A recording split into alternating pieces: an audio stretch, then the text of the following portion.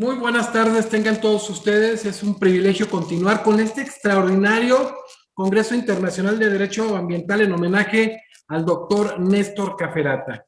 Y como ha sido la línea de expositores del más alto nivel de América y Europa, hoy continuamos con una extraordinaria disertante, la doctora Sheila Abed de Paraguay, quien ha sido designada miembro honorario de la Academia Mexicana de Derecho Juan Velázquez y sabiendo su capacidad y su conocimiento del tema, pues es un gusto tenerla aquí. Bienvenida a esta conferencia y sobre todo a la academia también, Sheila. Muchas gracias, José de Jesús. Es un honor. La doctora Sheila Abed sirvió en el Consejo de la Represa Hidroeléctrica Binacional Argentina-Paraguay, Teyacretá, de 2016 a 2018 como ministra de Justicia de la República de Paraguay, también de 2013 a 2016. Fue presidente de la Comisión de Derecho Ambiental de la Unión Internacional para la Conservación de la Naturaleza, de noviembre de 2004 a septiembre de 2012, y fue también enviada especial de Justicia Ambiental para el Programa de Naciones Unidas para el Medio Ambiente.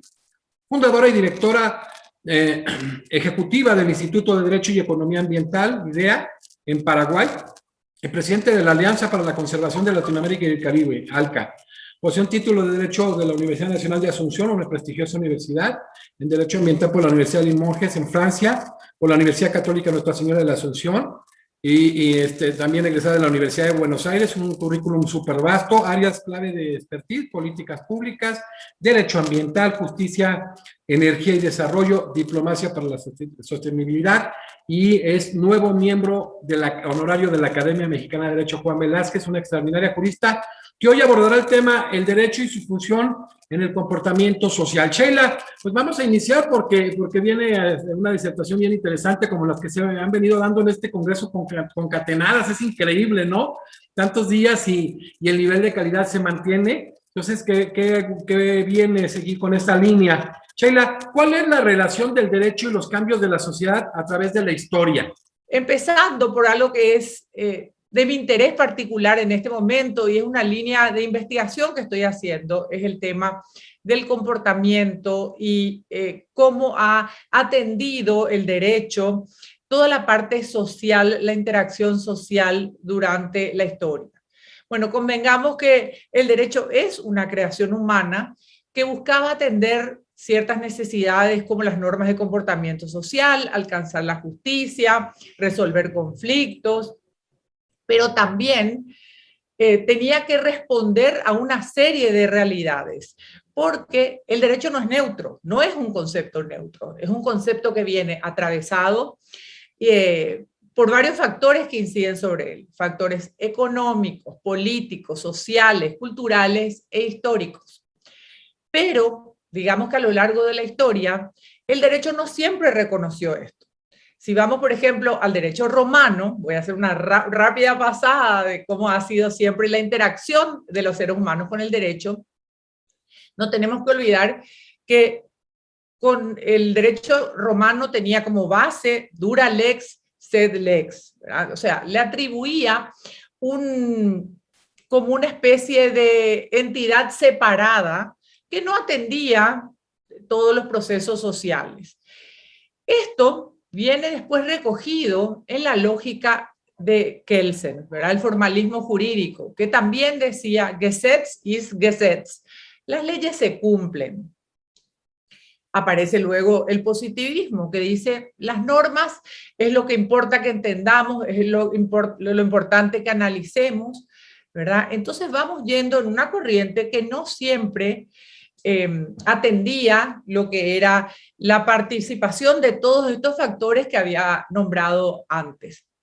Posteriormente viene el historicismo, por ejemplo, que aparece de la mano de Savigny, y ahí ya dice, bueno, pero esperen, tenemos que atender el contexto histórico, el regional. Ahí se van abriendo otras ventanas, el utilitarismo de Bentham que dice, pero las normas tienen que hacer bien a la mayoría, tienen que traer un beneficio a la mayoría y tienen que tener una utilidad práctica. Son nuevos avances que fueron permitiendo ampliar el alcance de todo lo que tiene que ver con la normativa. Pero luego, y esto es algo muy interesante, empieza la sociología del derecho. Empieza con gente como Roscoe Pound, como Julius Stone, en donde empiezan a decir, esperen, nosotros tenemos que atender los fenómenos sociales, porque hasta entonces, generalmente, el derecho era un fenómeno posterior. ¿Qué significa un fenómeno posterior? Que en líneas generales lo que hacía era que validaba una conquista social y dictaba el formalismo para ponerla en vigencia. Generalmente, después de todas las grandes revoluciones del mundo, aparecían grandes reformas legales y esas reformas legales aseguraban esas conquistas sociales.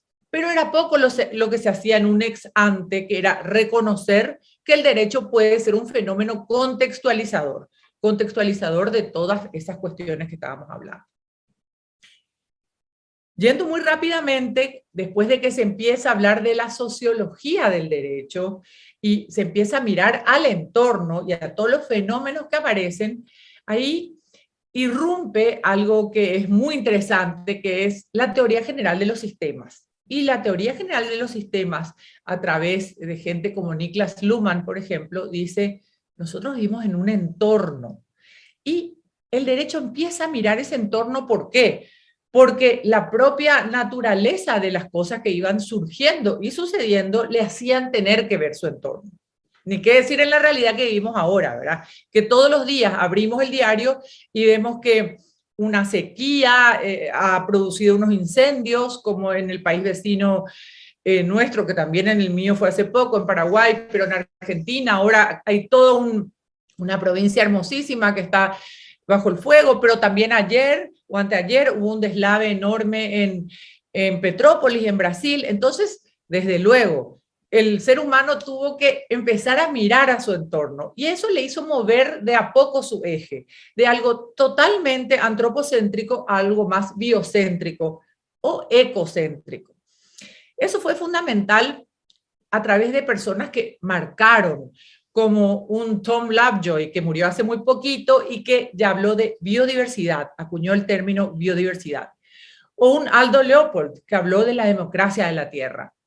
Entonces vemos cómo el derecho fue cambiando su forma de interactuar ante los factores que inciden sobre ella, y sobre todo los factores sociales, los factores políticos, los económicos, los culturales, hasta llegar ahora en donde lentamente vamos abriendo paso y todos los expositores que me antecedieron hablaron de esta nueva corriente de la filosofía del derecho que se ve reflejada en la normativa sobre el biocentrismo o ecocentrismo. Gracias, Sheila. Qué importante es conocer todo este tema para ver el cambio de paradigmas, como lo están señalando aquí en específico. Ya viendo esta relación entre el derecho y los cambios de la sociedad, precisamente a través de la historia, Sheila, ¿cuál es su funcionalidad? Claramente, la funcionalidad del derecho tiene primero organizar a las sociedades, ¿verdad? Popper dice que el derecho es una ingeniería social, crea ingeniería social y es un concepto al que me adhiero, ¿verdad? También es un método de control y de cohesión social. También es el que regula y pone en su lugar a la atención de las minorías con las mayorías, los vulnerables, a quienes dan titularidad de derechos, y eso es fundamental. Pero también para la resolución de conflictos. Y hoy en día, con la cantidad de conflictos ambientales que tenemos, el rol del derecho, la funcionalidad del derecho, basándonos en ese nuevo ecocentrismo, es absolutamente fundamental. También, y a mí me encanta esto, estuve en un gabinete de ministros, fue ministra de Justicia, pero me parece que la funcionalidad del derecho con respecto a la legitimación y la limitación del poder sigue siendo fundamental. La limitación del poder como dándole organización al Estado, estableciendo los límites y cuáles son a su vez los mecanismos a través de los cuales las sociedades manifiestan sus intereses, sus necesidades y cómo éstas se legitiman a través de la construcción del derecho. No me quiero olvidar de algo que para mí es una función del derecho de cuño reciente, pero absolutamente fundamental, que es la promoción del bienestar como una nueva forma de promover conductas que reflejen realidades y puedan ayudar a crear situaciones más justas. Sheila, ¿cómo influye su aplicación y el cumplimiento del derecho ambiental todo este tema? Influye total y absolutamente. Primero, quiero hacer mención muy rápidamente al hecho que una cuestión muy interesante es que ahora ya se está cambiando, porque ahí hacia donde me quiero dirigir para concluir, se está cambiando la forma represora que solamente castigaba las conductas antijurídicas a una cuestión promocional, como estaba manifestando antes. Una cuestión promocional donde se promociona la justicia, las cuestiones de valoración de la sociedad, y aquí podemos ver muchas, ¿verdad? Cómo se puede conseguir el cambio de comportamiento de las personas a través de normas que promuevan esto, que promuevan ese cambio de comportamiento, esa expectativa de conductas que promueva situaciones más justas. Y en este sentido, el derecho ambiental va a recibir los beneficios de este nuevo modelo de tratamiento del derecho. En ese nuevo tratamiento del derecho que estableces tú como de una forma represiva a una forma promocional, ¿qué tan complejo precisamente es el cambio y las modificaciones de la conducta de la sociedad? Bueno, es bastante complejo porque digamos que el ser humano lo más importante que necesita entender es que es parte de un sistema autopoyético, un sistema que para su permanencia y funcionamiento tiene que estar en perfecta armonía, en una simbiosis cooperativa entre la naturaleza y el ser humano. Pero para ello tenemos que hacer, y yo creo que es lo importante ahora, nuevas propuestas válidas que recojan el sentir de la sociedad, pero también apunten a un nuevo cambio de paradigma.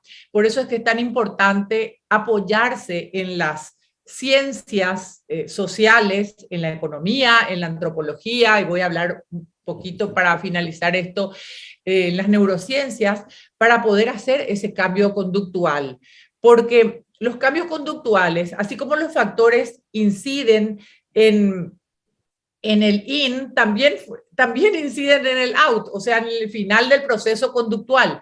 Entonces, si no se atienden las cuestiones económicas, las cuestiones sociales, las cuestiones culturales, las cuestiones políticas, es muy poco probable que tengamos éxito en lo que a mí me interesa, que es la aplicación, el cumplimiento de la normativa que tiene que ser consensuada, tiene que ser fruto de un consenso, de un proceso educativo, de un proceso que atienda los regionalismos, que atienda el approach ecosistémico. Esa es la única manera en que esto se convierta en una realidad, y por eso es que es tan importante esa intersección entre las ciencias y también todo lo que las ciencias naturales nos pueden... Sheila, en este sentido, pues, del cambio de paradigma, en el tema de influir en la aplicación y cumplimiento del derecho ambiental y esta nueva forma más promocional, ¿qué tan importante es precisamente la información y la educación ambiental? Es absolutamente fundamental.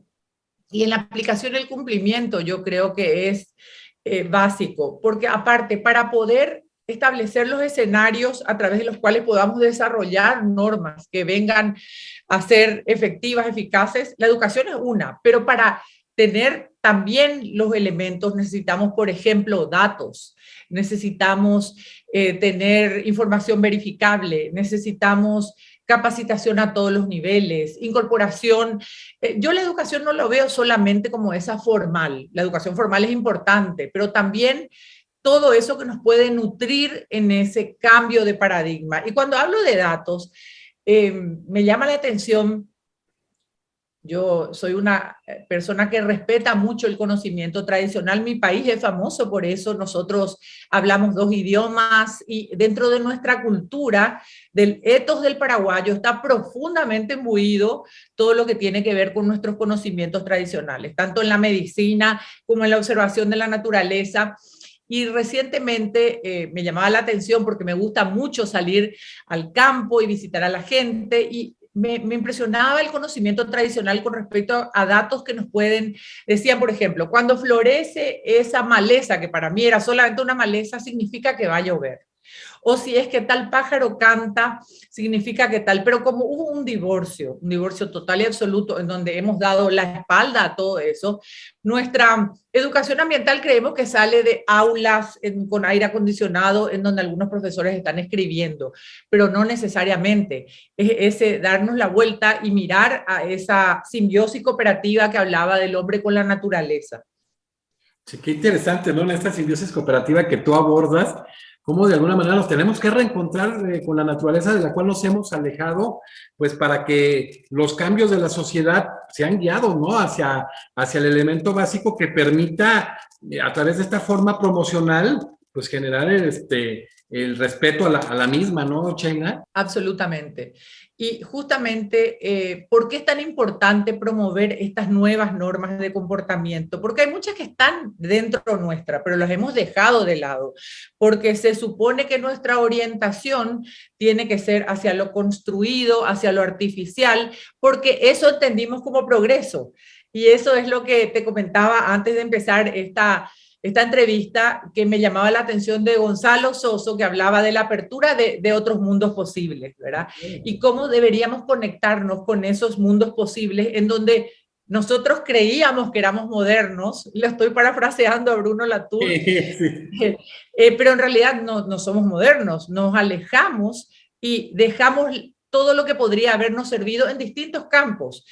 Hay toda una orientación ahora que se llama la biomímica, que es copiar todos los procesos naturales y el gran conocimiento que existe, y también no solamente en los seres humanos, sino cómo los caracoles se defienden del calor, la forma de construcción de su caparazón, cuestiones así, de una quizás simpleza que la gente deja de lado, pero que a lo mejor era la respuesta para cómo debemos construir nuestras ciudades, cómo debemos vestirnos, cómo debemos crear nuestras fibras, cómo tenemos que darle valor a nuestros aceites, y todo eso creo que es parte de esa apertura de mundos posibles en donde vamos a poder dar valor a aquello que ahora no tiene valor.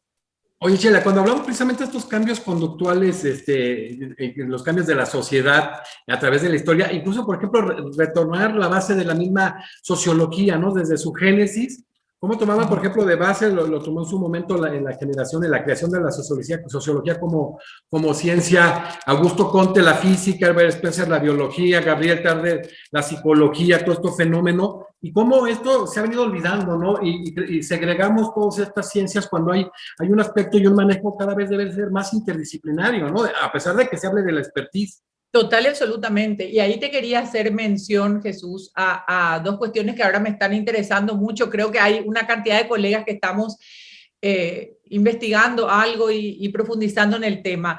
Uno tiene que ver con la economía del comportamiento, ¿verdad? Para poder reconocer todos los sesgos que tenemos como seres humanos y que nos hacen actuar de una manera o de otra. Entonces, ¿cómo intervenir en esas decisiones que toma el ser humano diariamente y que moldean, plasman nuestra realidad, ¿verdad? La economía del comportamiento, ahora que empezó con el análisis económico del derecho para valorar cómo se tomaban cuánto salía la toma de decisiones, ahora vamos a un poco antes que eso, a no solamente cuánto sale ir en una decisión hacia un lado o al otro, sino cuáles son los sesgos que nos obligan a tomar una decisión y cómo se podría cambiar ese comportamiento. La economía del comportamiento me parece fascinante, creo que es bastante una respuesta que nos va a poder ayudar a todo lo que es la aplicación y el cumplimiento del derecho ambiental. Es que es interesante. Perdón, es interesantísimo lo que estás investigando, lo que estás desarrollando, porque sí estamos hablando de derechos de la naturaleza, del derecho ambiental, etcétera, etcétera, pero abordar el tema de las conductas y de alguna manera en este sentido guiarlas es clave, porque si hablamos de decir, oye, vamos a implementar esto, no hay cultura de la legalidad, pues estamos mal. Y qué bueno que se generen este tipo de análisis tan profundos, de un manejo, reitero, interdisciplinario, cómo conocer y reconocer la historia, cómo ver el fenómeno histórico, ver el fenómeno social, el fenómeno psicológico, todo este tipo de cuestiones, para en su momento ver este aspecto de la aplicación y sobre todo el cumplimiento del mismo derecho ambiental. Y como lo señalas tú, con ya un conocimiento, con todos estos temas, generar esta forma diferente que de naturaleza meramente promocional. También un área que se está desarrollando mucho y que apoya el derecho ambiental es el de las neurociencias. El de las neurociencias porque la comprensión del funcionamiento de la mente que emerge de la investigación neurocientífica nos ayuda a poder tomar decisiones que puedan impulsar esos cambios conductuales, ¿verdad? Y yo pienso que esto es el futuro, ¿verdad? Es el futuro, el poder relacionar todas las disciplinas. No hay que olvidar que el iluminismo vino a través del ser humano renacentista. ¿Qué era el renacentista? Aquel que tenía interés por todo, no que vivía solamente en un silo, yo soy abogado, solamente me ocupo de las leyes y no me expliquen otra cosa porque no me interesa. ¿Verdad? Ese espíritu renacentista, y si me permitís adelantarme un poco, creo que un renacentista es definitivamente Néstor Cafferata, porque te estás adelantando.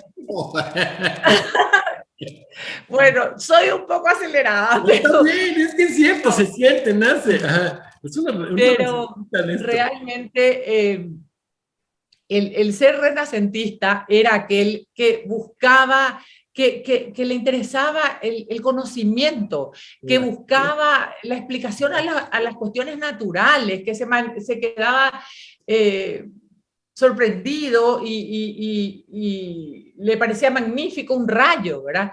¿Qué es lo que eso hoy en día le damos la espalda a eso? Pero ahora estamos viviendo las consecuencias de haberle dado la espalda a todo lo que en su momento tenía significado y vivir solamente en el mundo artificial creado que nos separó, y es difícil volver a construir ese puente. A mí me interesa mucho la filosofía como base del comportamiento humano, y creo que para mirarlo desde un punto de vista axiológico, de creación de valores, hay que poder estudiar y apoyarse en estas ciencias. Sí, no, es clave y se ha venido analizando a profundidad en cada una de las disertaciones de ustedes. Sheila, hablas precisamente de este cambio de forma, de una forma represiva, una forma promocional con todos los elementos que has venido dando, cómo se influye en la aplicación y cumplimiento del derecho ambiental. ¿Cuáles son los errores más comunes que hay y sobre todo qué has detectado tú con esta investigación donde has profundizado? Bueno, sigo profundizando y tengo profesores magníficos como Hugo Asiarri, que es argentino, también forma parte de un grupo muy querido de colegas, y que me empezaron a abrir las puertas. Yo pienso que hay que derribar los obstáculos que tenemos, ¿verdad? Hay ahora toda una teoría nueva también que se llama la teoría del empujón, o en inglés se llama nudge, ¿verdad? Y ahora salió la segunda parte que es el sludge, que significa algo así como lodazal, perdón que diga, a mí no me gusta mucho hablar en inglés, pero sí es que estoy haciendo una conferencia en español, pero también pienso que el lenguaje es una forma de manifestarse y no le tenemos que dar más que ese valor que ya en sí es muy importante, pero el conocimiento que se está desarrollando alrededor de estas nuevas teorías a mí me parece fascinante, porque ¿cuál era la manera de trabajar para el derecho en sí y también para el derecho ambiental? Creando cada vez más sanciones. A veces las sanciones eran inadecuadas. Muchas veces hacían que se produzcan fenómenos asociados terribles como la corrupción, como sabrás, en todos nuestros países. Entonces, la manera de verlo desde el otro lado, que es el del cambio conductual, a través de derribar los obstáculos, dar empujones para que esos cambios de comportamiento, esas expectativas de conducta se produzcan, creo que va a ser fundamental para ese futuro en donde, ¿cuál es la realidad hoy en día? Tenemos escasez de recursos para todo el tema ambiental porque no tenemos suficientes inspectores, los permisos son súper complicados. ¿Qué es lo que hacemos? La tormenta perfecta para que el derecho ambiental no se cumpla, para que sea letra muerta, para que todo lo que se trabajó por los convenios internacionales. Yo solamente pienso que cuando en los años 90 se hablaba de los AMUMAS, los acuerdos multilaterales ambientales, la gran base de ellos era la cooperación internacional. Y ahora nos encontramos en uno de los puntos más bajos del derecho internacional. Entonces, quiere decir que nos hemos equivocado en la forma de aproximarnos a esa realidad. Y por eso que a mí me interesa estos cambios conductuales, que nos separen, que derriben los obstáculos que pusimos para sancionar las conductas antijurídicas, para crear una enorme cantidad de procesos, de permisos, de autorizaciones, toda esa parafernalia que realmente no resultó como esperábamos. Sí, o sea, ya la voluntad, ya el aspecto volitivo, cómo emerge, ¿no? O sea, dar a conocer a profundidad el tema. Y Sheila, es un tema muy interesante, la verdad, que es el poder pensar, ¿no? Lo que tú reiterabas en la filosofía, en su génesis de la filosofía, es que buscar el arqué de la física, el principio de la vida, cómo se empieza a dar todo esto, porque a veces nos faltaba reflexionar cómo está evolucionando el derecho para atender todos estos cambios que son complejos, porque son cuestiones conductuales que representan severas dificultades y barreras que hemos puesto a través de la historia.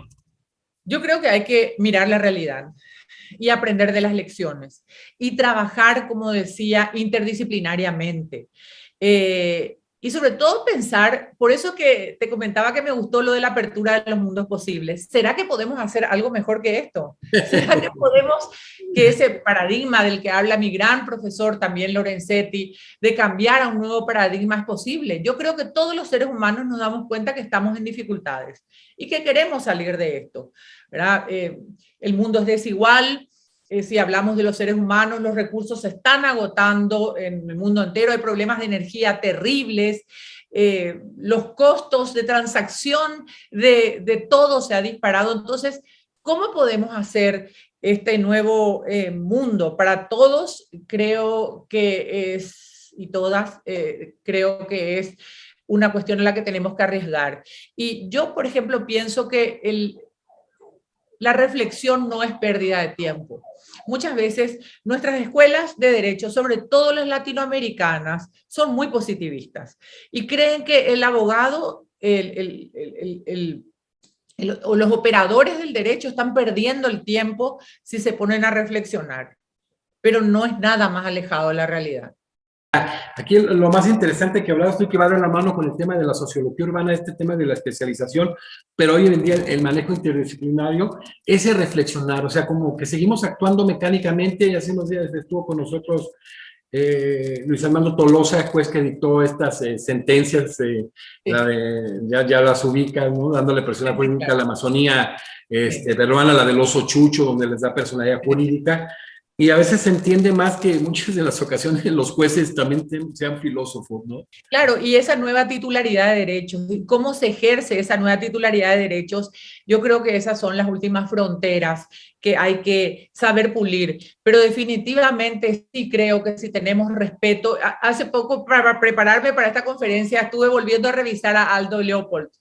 Aldo Leopold dice que cuando era joven, trabajaba llevando a cazadores para que en esos programas que en su momento se hicieron para, por ejemplo, terminar con ciertos felinos porque amenazaban al ganado, y dice que se acercó a un zorro y vio en sus ojos verde amarillos cuando el zorro estaba muriendo, y él dice, yo sentí en ese momento que algo también moría dentro mío, pero nacía algo nuevo, y eso es lo que tenemos que tratar de hacer, ¿verdad? Que nazca de todo este difícil momento que estamos viviendo como civilización, que nazca algo mejor. Sheila, hablamos de esta relación del derecho y los cambios de la sociedad a través de la historia, del cumplimiento del derecho ambiental, la nueva forma, la mutación, el cambio de la forma represora, la promocional. ¿En qué momento estamos? O sea, ¿hacia dónde vamos en ese sentido? ¿En qué estatus estamos con relación a estos cambios que se requieren y que tú has profundizado en el estudio? Bueno, yo creo que lo que se ve reflejado en la política, como te decía, el derecho no está aislado, todos los factores inciden sobre él. Y así como hablamos de la grieta que hay en todas partes del mundo, es un momento de mucha rispidez, hay mucha fricción entre las posiciones, y muchas de las posiciones que están tan enfrentadas yo creo que la línea que las divide es el miedo, porque existe mucho miedo de cuáles van a ser los empleos del futuro, cuál va a ser mi lugar en este mundo del futuro, cómo voy a manejarme con la inteligencia artificial. Si ya no tenemos vehículos movidos a combustible fósil, ¿cómo nos iremos de un sitio a otro? ¿Será que ya solamente vamos a hablar así a través de un Zoom o vamos a poder sentir un abrazo, ver a una persona? Y entonces yo creo que el miedo está haciendo que esa grieta entre el mundo que se niega a irse y el mundo que está llegando no puedan conjugarse adecuadamente. Sí, por ejemplo, los niveles de autonomía de las embarcaciones ahora es impresionante. O sea, parece que en muchas ocasiones, francamente, el ser humano sale sobrando. Entonces, a lo mejor en este cambio de paradigma hay miedo, ¿no, Sheila? Hay mucho miedo. Y en el derecho, yo tengo colegas que dicen, bueno, pero si el día de mañana los algoritmos van a poder responder y las personas van a entrar a una página web y van a poder responder todas las preguntas que tienen sobre cuestiones legales, ¿qué va a ser de nosotros? Pero ahí está la diferencia. El ser humano es el único que va a seguir reconociendo esos intereses de la sociedad en su momento. Hay que recordar solamente que las conquistas sociales, y aquí viene algo que también me interesa del derecho. El derecho puede ser el que recoge como un fenómeno posterior. Por ejemplo, como decía, las grandes conquistas sociales trajeron reformas legales, pero qué importante es también estar ex ante, ¿verdad?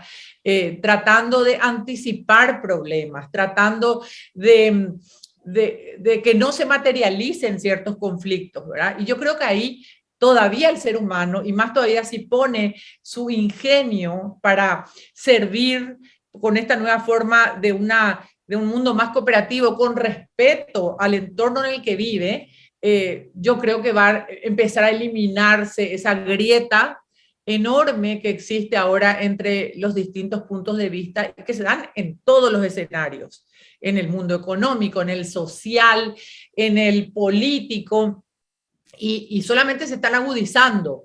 Pero a mí me da esperanza porque creo que en algún momento nos vamos a dar cuenta que esto tampoco es sostenible. Claro, ahorita fíjate todo este tema de las ciencias, incluso la madre de las ciencias que has abordado, la filosofía, en el cambio de paradigma y ahora en esta forma represiva que sea sustituida por una forma promocional donde se entiende en esencia el porqué de las cosas, que solo tenemos un mundo y que hay que cuidarlo, adquiere una trascendencia mayúscula. Total y absolutamente, total y absolutamente. Y ahí, como decía, sigue siendo el ser humano, no puede ser reemplazado por un algoritmo, ¿verdad? El ser humano es el que reconoce los fenómenos sociales, los modelos afectivos, los intereses de las familias, los cambios, todo eso solamente puede seguir siendo el ser humano, en su mejor versión. A mí me gusta eso de que los seres humanos tenemos que buscar nuestra mejor versión. Oye, cuando hablamos de estos temas de la historia es increíble, ¿no? Porque yo recuerdo a Norberto Bobbio cuando hablaba sobre todo el tema de las formas de gobierno en el pensamiento filosófico, histórico, que abordaba un debate y una discusión que se daba en su momento entre algunos, gente muy valiosa. Heródoto los analizaba, estaba mejor Darío, estaba Megadizo, estaba gente de este nivel y abordaba, no, pues la mejor forma de gobierno es esta, la democracia, la monarquía, etcétera, y lo ubitaban, y cada quien daba sus razonamientos profundos.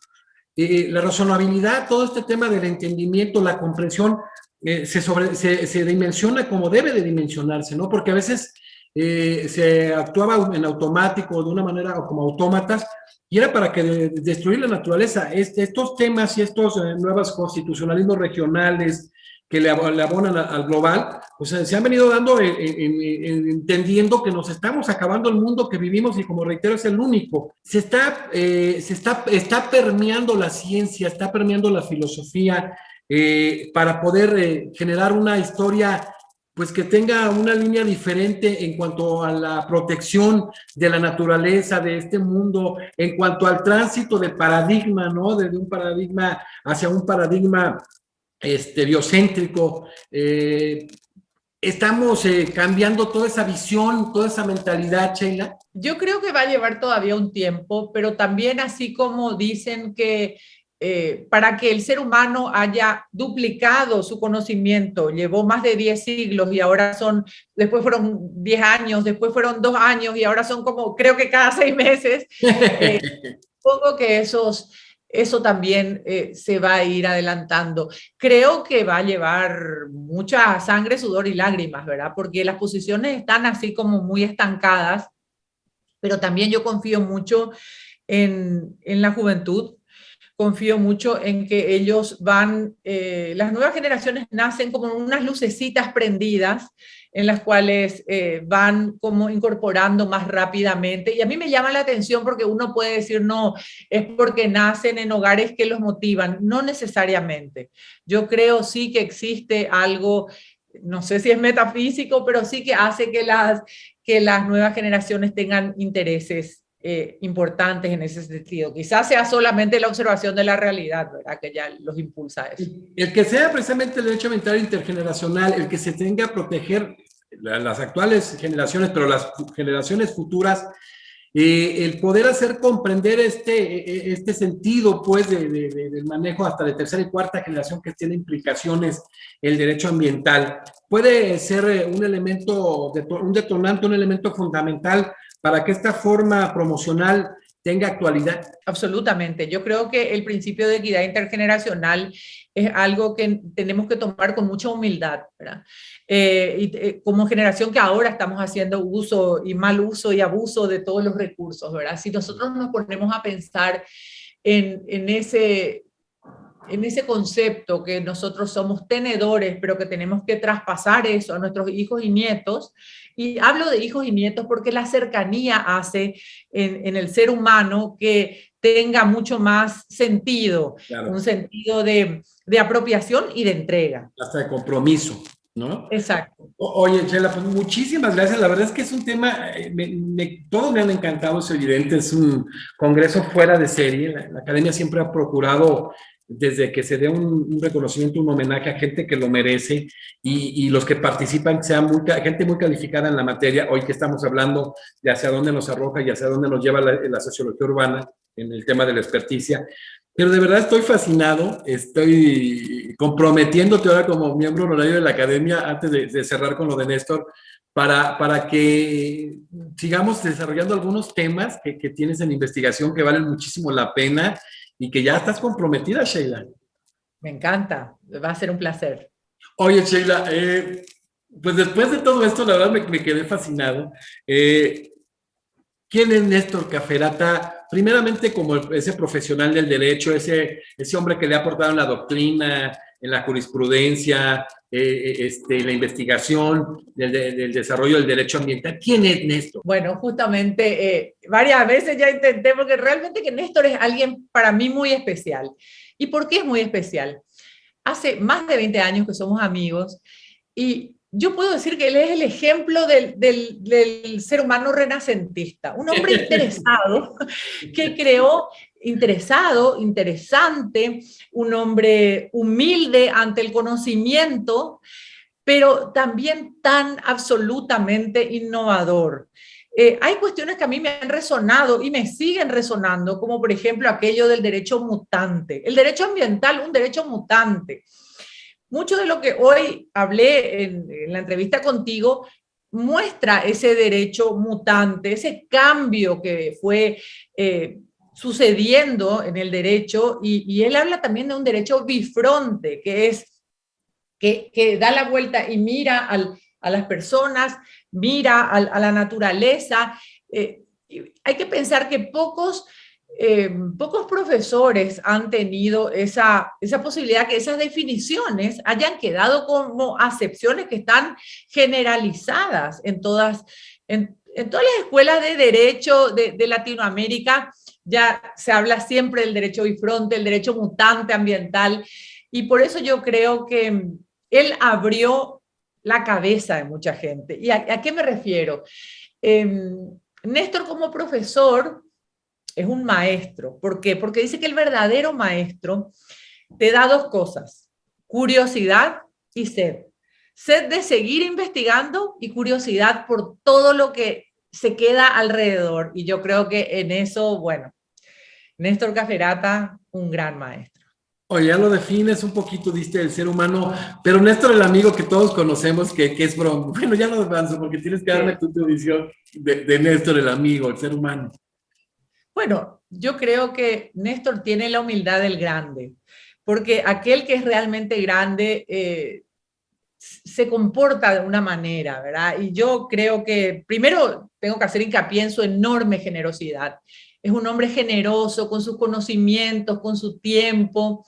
Es un hombre que presta atención. Esa es una cuestión también que siempre me fascinó sobre él, que es una persona que cuando se encuentra contigo, toda la atención es para vos, es para tu persona, es para lo que te trajo junto a él.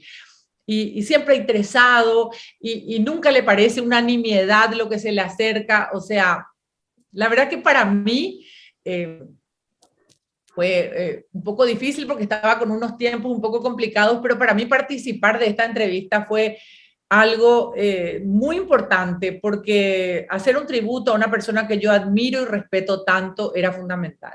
No, gracias. Yo lo queremos mucho, de verdad me ha tocado muchas experiencias en Iguazú.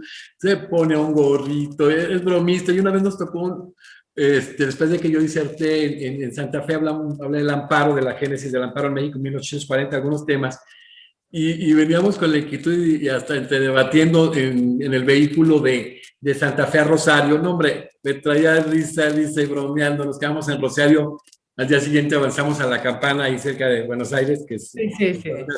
Y seguíamos con el tema, pero de una manera tan agradable, como dices tú, tan humilde, con una visión diferente en algunos temas y encontradas en otro, pero siempre respetuoso y siempre con esa voluntad de aportar, un gran ser humano. Pero bueno, reiteramos, Sheila, que ha sido muy agradable tenerte por primera, entre una de las muchas veces que vas a estar en la Academia Mexicana de Derecho Juan Velázquez, que tengo el privilegio de presidir. Les mando una felicitación a todos los miembros que han hecho un trabajo titánico. Han estado más de 600 juristas de todo el mundo, apenas se van a cumplir 2 años.